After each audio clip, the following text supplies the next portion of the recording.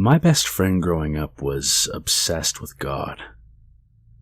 His family never struck me as particularly Jesus-y, but Art took it hook, line, and sinker. He was always reading one of the books of the Bible, even some more strange books like Enoch. I remember when I mentioned I'd never heard of him, he just shrugged and said most sects considered them non-canon. The strangest things about him were, in no particular order, that he was friends with me and his obsession with meeting God. I've always been a godless heathen, for lack of a better word. He never seemed to care, and honestly, I enjoyed the Bible stories he had to tell me. Weird shit, like Jesus banishing a dragon, or angels breeding with humans and making monstrosities. You know, weird shit. Towards the end of high school, I lost track of Art. I spent some time in and out of mental health facilities, and some of the people I met in those years really liked the stories I remembered from him. Sometimes because of the absurdity, but some of them found hope somewhere in there too. When I finally got home, Art was there waiting for me. Bright, full of Christ, and with cookies from his mom. It was like we never parted. He was extremely excited that he'd gotten into Bob Jones University. I laughed at him whenever he mentioned BJU. He ignored my crude humor as always. I guess they have a program that's very intensive in Bible studies. I asked him about meeting God. He was still as convinced as when we were 10. After my stint in the facilities, I thought to ask, "Does that mean you want to die?" "No," he snapped. An awkward silence. Then he apologized for being snappy. He calmly explained that if he were to take his own life, or possibly even die purposely, that he'd risk not going to the pearly gates. Of course, he prayed and volunteered and really did anything he could to emulate people who've been saints. He was working soup kitchens, advocating for AIDS patients, donating as much as his little job would let him to the homeless, and with all of that going on, still managed to help out at the women's shelter. He really latched on to the "whatever you did for one of the least of these brothers and sisters of mine, you did for me" bit from the big guy. Is it any surprise he hadn't met God? I knew it wasn't going to happen, but at the same time, I admired the difference he was making in the world. He called me on my lunch break one day. In one of his religion classes at BJU, the discussion apparently shifted to inmates. Someone said they'd heard a lot of death row inmates suddenly find God once their fate is sealed. In typical Art fashion, he wedged visiting inmates into his schedule. He passed those stories on to me too.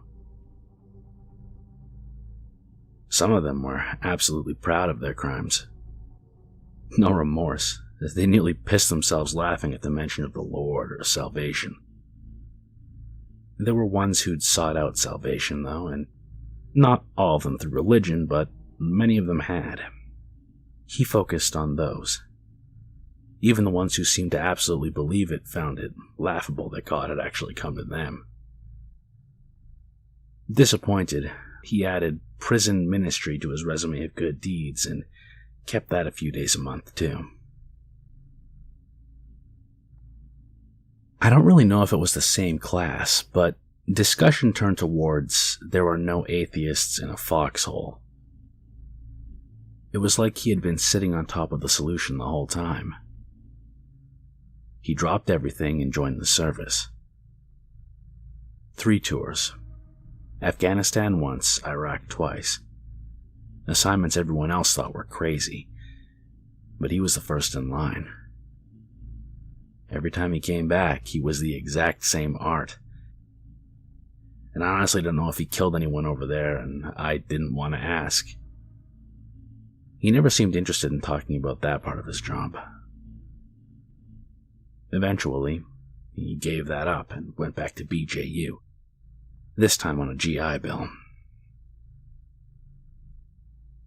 I got the impression he wasn't very strict with himself on his attendance this time around. He was digging into more of the non-canon books again. I'm not sure where he found it, but he kept talking about doing works in the name of God as means of a transformation. Art said he was still figuring it out, but that he was starting to see all the work he put in trying to meet God as a means of personal transformation. Service as a chrysalis, he said. After that, I never knew when we'd talk.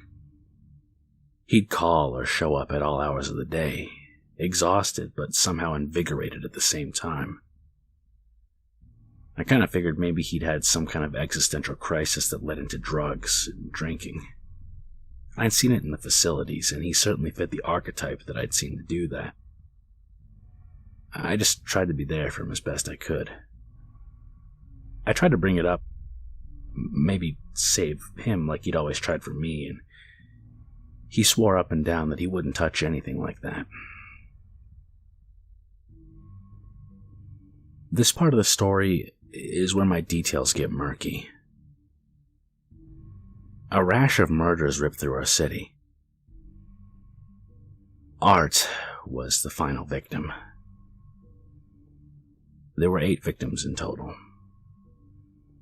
The first person was an investment broker. He was plastered all over the news for very likely accusations of embezzlement. They came to raid his condo, expecting that he'd skip town when he failed to meet his court date. No one was prepared for him. Boiled in oil in his hot tub. The murderer had broken in, put extra heating elements into the tub, and refilled it with vegetable oil. And they found 2 rare coins balanced on his eyes. The next victim was similarly high profile. A nationally syndicated personality known for spewing vitriol and outrage. He targeted anyone outside of his political circle. The person responsible caught him early in the morning going into the studio. The aide that usually arrived at the same time was running late that early morning. The soundproof studio made sure no one heard what must have been a horrific racket. He was chopped limb from limb. It must have been done quickly because he had still been gasping for his final breaths when the aide found him. He was too far gone to give a description of his assailant. The camera only caught a person in all black, like one of those Antifa protesters from recently or something. No forensic data was recovered. The third victim is what started suggestions of more than one killer. The local news reported the wife of the second victim had been found dead in their home. They found her inside of a python. The small video clip of their house showed a small wine cellar that was only accessible from the kitchen. The person, or persons, must have broken in during the funeral and dumped a menagerie of snakes into the cellar after removing the ladder back into the kitchen. They'd removed the hatch and put the rug back over it. When she came home, she fell into Indiana Jones' nightmare. Copperheads, water moccasins, pythons, cobras, an anaconda that had come up missing from the zoo. It was a hateful death sentence. An expert from the zoo said that if they hadn't found her for a while, there may have been nothing left in the python, as they digest bones and all. Number 4 was our congressman. Not a hometown hero, but not a villain either. He had a passion for expensive wines and dinners. Expensive outings mostly at the expense of corporations buying his votes. He had been nailed down to a chair in his study. The coroner noted small cuts inside of his mouth that they chalked up to the rats that had apparently been force-fed to him while alive. There were also toads and snakes slithering and hopping around the study, and remnants of them in his stomach at the time of the autopsy. At this point, people were mortified. Who was doing this? Comments on the local news website for these stories ran the gamut between praising someone for taking out the trash and admiration for their creativity to disgust that no one could catch the person responsible for the depravity and being terrified that it would never stop. The fifth killing initially flew under the radar, but it's now recognized as the fifth in the series of killings. An adult entertainment convention happened through town, and one of the actresses was found burned alive in the alley along the hotel she was staying in. The sixth victim is where these killings started to find their links cemented past speculation. I personally knew this guy. Art did as well. He was a science teacher we both had in high school, Mr. Fink, a very capable man but full of himself to a fault. He was convinced he was God's gift to everyone. If you cornered him being wrong, he simply gaslighted you into thinking that he was right the whole time. They found him strapped to a water wheel. Official cause of death: drowning. They think he rotated on the wheel for days before being found. Someone noticed that all of these were the Hellbond's punishment for the capital sins. They found the last two victims together. Art's neighbor, Jim. He'd always spent so much of his life trying to one-up Art's family. They got a new car. He bought a boat the next week. Art got into BJU. His son was going to MIT. Art always ignored it. He said if you let the envy bother you, you're just being prideful, and that it's just as bad. His wife found him in their chest freezer. It had been emptied, filled with water, and he'd been forced in. The lid was weighed down with cinder blocks to prevent his escape. He was locked in a block of ice.